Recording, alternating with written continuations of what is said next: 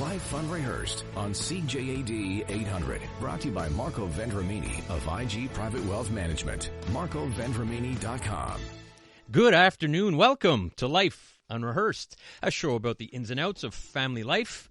So your life isn't going exactly as planned? Well, you're not alone, and we're here to help out. My name is Matt Del Vecchio, specializing in free retirement home search and senior transition support. And I'm Corey Sirota, clinical social worker and psychotherapist, specializing in grief and loss. Corey, we have a great show planned today, don't we? Coming up on the first half, we're talking adoption, the challenges and the joy of this truly life unrehearsed topic. And we also have a very special couple in studio with us to talk about their heartwarming story of adoption. In fact, multiple adoptions, and not necessarily in the traditional sense. So that's coming up on the first half, Corey. And, did you get your winter tires on this week? As all of a sudden winter is here. Thankfully, like you blink an eye. Yeah, you blink an eye, and thankfully I did, but really just under the wire. By accident, someone called and I said, okay, I better get my act together. And I did. And man, am I happy. Yeah, it's just all of a sudden we're here. I got mine on this week. It was funny. I sometimes talk about Zola, my 125-pound Great Dane. So we went out for a walk yesterday, or when the first snowfall came, and this big dog was doing the little tiptoe dance on the snow. Yeah. You don't have the little booties for them? I don't know. Can't do that with a big dog like that. The poor dog. Okay, the big booties. So winter is here. Hopefully everyone's getting their tires on, if not already, but hopefully very, very soon. And Corey, I have to mention, you are always on the go. You're heading to Fredericton this week, aren't you? I am, to actually do some work with the Canadian Armed Forces. I'm going to be doing a full-day grief education workshop. So getting ready for that, and very concerned about what the weather's going to be like in Fredericton. There will be more snow there. That's, That's coming from someone who lived in Moncton. So, yes, they get their share. What do we have coming up on the second half, Corey? So on the second half of this show, we have two very special ladies who are actually breast cancer survivors, and they found a way to make an impact through dragon boat racing. Yeah, you heard it, dragon boat racing. You'll hear how and why after the 4:30 news. Yeah, and also an amazing story. Can't wait to get to that. So let's get started, Corey. When we talk about adoption, usually we think of perhaps people that cannot have children biologically. However, that's not always the case. Well, Dania was a single mother, and she decided to adopt a second child from overseas. So she went in and did that. Then she met Irwin. Irwin, who already was a father of 4, when they married, actually adopted Dania's 2 daughters. And today's show is not just about adoption, but it's about love, connection, and acceptance. We're very, very fortunate to have in studio Dania and Irwin. Welcome to Life Unrehearsed. Glad to be here. I can't wait to get more details of this fascinating story. Dania, why don't we start with you? You already had a child. What made you to decide to have another child through adoption? Well, my sister and I lost our parents very young. I was 30, my sister was 27, and I realized how important we were to each other. And Rebecca, my oldest daughter, didn't have her father in her life, and I really wanted her to have a sibling. And I traveled to China for many years for business, and I knew that Quebec was actually the biggest, I don't know if they still are, adoption of Chinese girls. And so I decided to go forward with that so she could have a sister. So important and really lovely for your children and for you. It's a big process, though. Can you talk a little bit about what that entails? Yeah, well, I did it so many years ago, so today I know that it's different and a much longer process. Really what it entailed at the time, I was lucky enough that they accepted single mothers. Soon after I adopted, they no longer accepted it. Single parents, not only single mothers. So it was just a series of questionnaires with my doctor, Rebecca's school. We had to go with a social worker who had to ask us questions. You have to go to court in Quebec that they could say, yes, you're allowed to adopt a baby. And then the whole file had to be translated to Chinese. And at that time, the wait time was about a year. I heard about a year later that they had a baby for me. Today, I believe it's 4 to 5 years. Yeah. It's interesting. My sister also adopted from China. Okay. And she has beautiful Sammy Lee, who is now 17 years old. Wow. So that was almost 17 years ago, and just incredible story. Yeah. And you're right, the process was a little easier. Much easier. And so for those, and the laws and regulations are changing, not just in Canada, but right across the country. But in China too.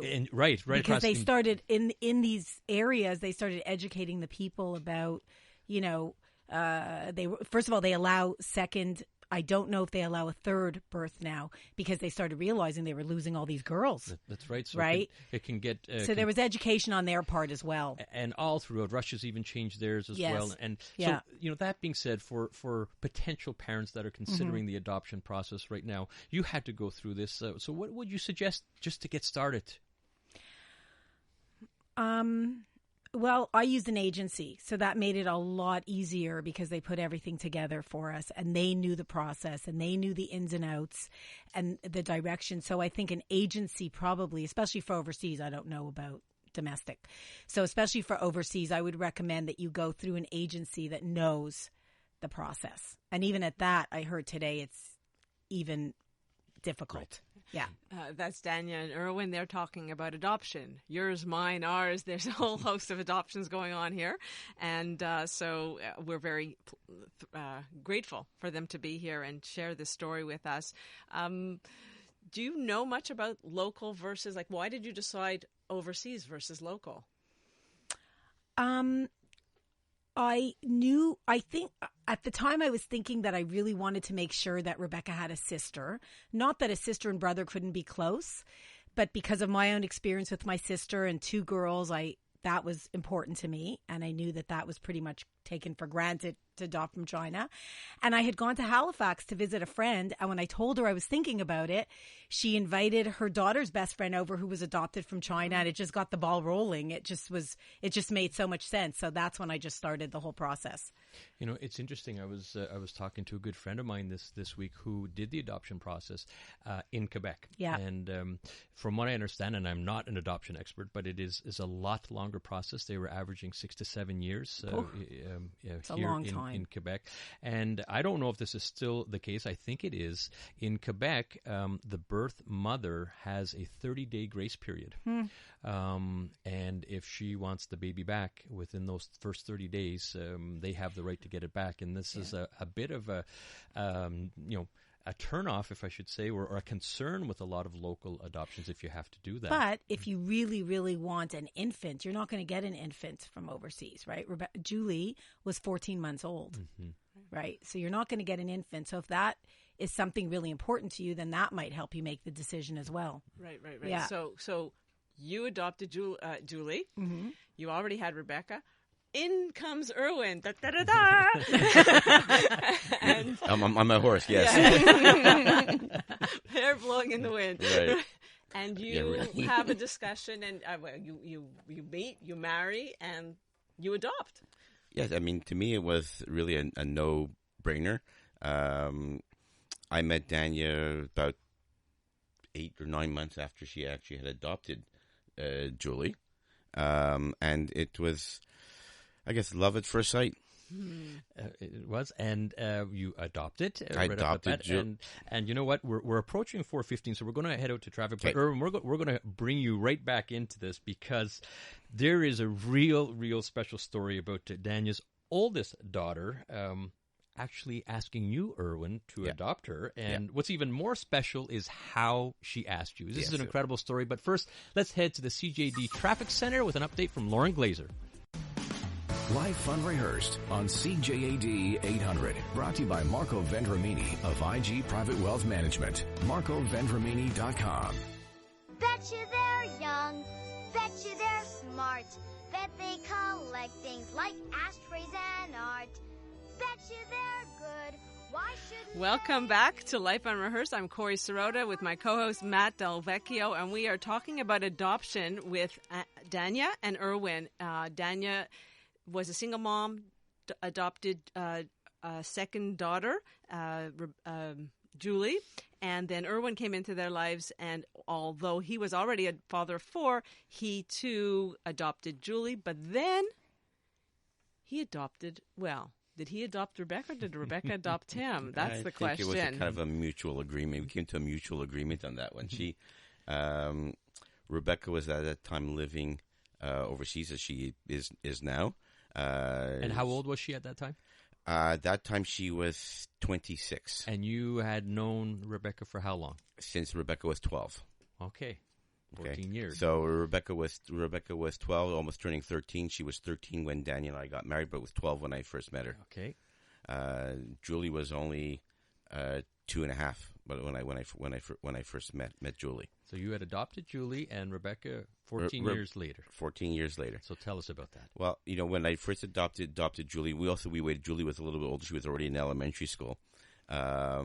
She came home one day and with some forms from school, and it says, "Well, apparently I don't have a father." So we said, "Okay, we were delaying this because at that time I wanted to adopt Rebecca and Julie at the same time." And Rebecca wasn't sure. She was getting close to the age of 18. So we said, fine. I said, I'm not going to wait any longer. We went right to court. We adopted Julie. And everything was fine, hunky-dory. Rebecca's out in the world, graduated and traveling, living, I think she was in New Zealand at the time. And I came home one night from a football game, and there was Rebecca online, and she had written me this whole poem. Usually she writes me these rants. And she reads them all to me, and Rebecca's a professional writer, so her writing is marvelous. And basically, she asked me then if I would do it legally and adopt her, and I turned around to Dania, and I guess in light of being in the football game, I raised my arms like a touchdown, and I said, "Mazel tov, it's a girl." He did. And I said, "Fine, we'll start the process right away." I was thrilled, and she was coming home a few months later for our son's wedding. So we said, "I'll get the process going, and when you're home, we'll go to court and get it done." You're listening to Life Unrehearsed. That's Dania and Irwin telling us their really special story. And Irwin, we need to just in the way Rebecca asked you, I find so intriguing. Can you share that with us? Okay, well, it's a very long poem, but like you said, maybe I'll just read the last. So she wrote you a poem that you weren't expecting. I was not expecting a poem at all. I was not even expecting to be asked. I figure we were fine. Rebecca was my daughter, legally or not legally. Mm-hmm. I mean, when you do an adult adoption, actually, my lawyer told me, she said, in 24 years of doing family law, it's been only the second time she's ever done an adult adoption. Incredible. So it was good. And actually, this poem was part of the affidavit that went into the judge as well. And what day was it given to you? It was just before Father's Day. Yeah. It's a Father's Day poem. Okay, yeah. Can you give us a quick snapshot? And Sure, I'll read you the last paragraph where she gets to the nitty-gritty kind of thing. She says, "Now I know this year's rant isn't as sappy as I usually grant, but that's because I have other plans. A man like you is one in a million, a father as sweet and kind as you, even rarer than that. So now I have only one question left to ask. Can we make it official? Will you be my dad? A bit of paperwork is all we need, but it would be such an honor if you would adopt me, please." Every time. And we took the Kleenex with us to court as well, by the way. I had a box. Yeah. Well, I got to tell you, Corey sent me that poem just the other day, and I had the Kleenex, and just, Rebecca, if you're listening, super. And Irwin, by the way, I'd like you to adopt me too after reading that poem. I'm up to 6 now. I'm done. So let's talk about the kids. How did they feel about? Well, we now know how Rebecca felt about the adoption. How did Julie feel about the adoption? When did you tell her? Did you tell her how? Well, I always talked about with her. We talked about, that she had a birth mother even when she was little, and I remember going to China on business, coming back with a doll that, I said, "Look, this doll looks like you." She goes, "That doll doesn't look like me." It was, there was always discussions, but there was one night at the dinner table when she found out that, that Irwin wasn't in our lives when I adopted her, that her and Rebecca actually have a different father, that Rebecca has a biological father. And then the conversation came out that, that Rebecca was, I gave birth to Rebecca. And so she looked at me and she said, "Oh, I kind of wish that I was born in your stomach like Rebecca. And I remember Barbara Walters once saying, I said, yes, Julie, but you were born in my heart. And so that was like, I was very proud of myself at the time. I remembered that. That was like on the spot, Dania. That was a really good answer. Thank Yeah? you, Barbara But she Walters. was thinking like, wow, this is not a very common family, I don't think.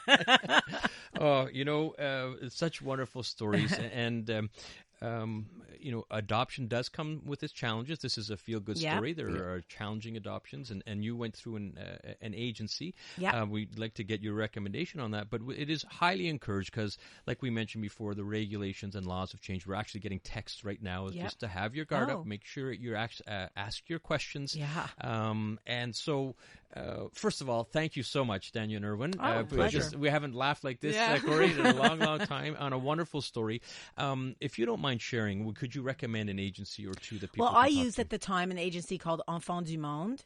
Of course, I'm going back 18 years, but they still exist. And I know a lot of people have used them, so that's what they're called, Enfants du Monde. All right, Enfants du Monde. Yeah. Okay, and of course in Montreal, Bachelor Youth and Family Services does have an adoption department, but again, really challenging, long wait lists, etc. But you can certainly explore that. Well, thank you very much. Oh, Corey, what do we have on the second half?